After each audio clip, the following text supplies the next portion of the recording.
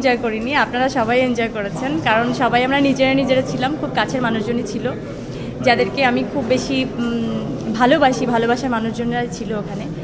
আর আমার মনে হয় আপনারাও আমাকে খুব ভালোবাসেন, আর সেই ভালোবাসার থেকেই আপনারা ওখানে গেছিলেন, সবাই বেশি এনজয় করেছেন, আমি এটা বিশ্বাস করি।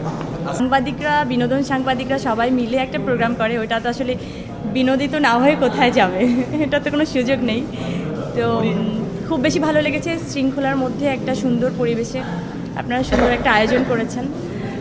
ডেফিনেটলি এটা অ্যাপ্রিসিয়েশন করার মতো একটা বিষয়। আমার কাছে প্রত্যেকটা অ্যাওয়ার্ডই অনেক বেশি স্পেশাল, আমি বরাবরই বলি এটা দাঁড়ায় যে নমিনেশনটা অনেক বড় ব্যাপার, পার্টিসিপেট করাটা ব্যাপার, অনেক বড় ব্যাপার আমার কাছে। সেখান থেকে জিতে আসা তো অনেক বড় কিছু আমার জন্য।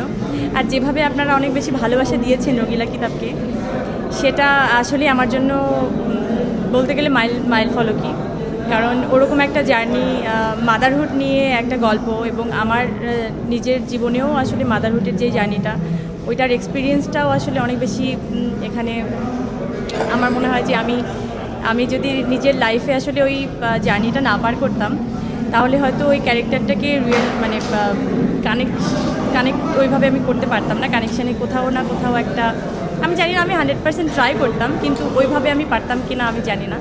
কিন্তু আমার জীবনের ব্যক্তিগত জার্নিটা অনেক বেশি সহজ করে দিয়েছে এই রঙিলা কিতাবের ক্যারেক্টারটা করার জন্য। আর যেভাবে ক্যারেক্টারটাকে সবাই বেশি ভালোবেসেছেন, যেভাবে সবাই বলেন রঙিলা কিতাব 2 কবে আসবে, আমি আসলেই আপনাদের প্রতি অনেক বেশি কৃতজ্ঞ।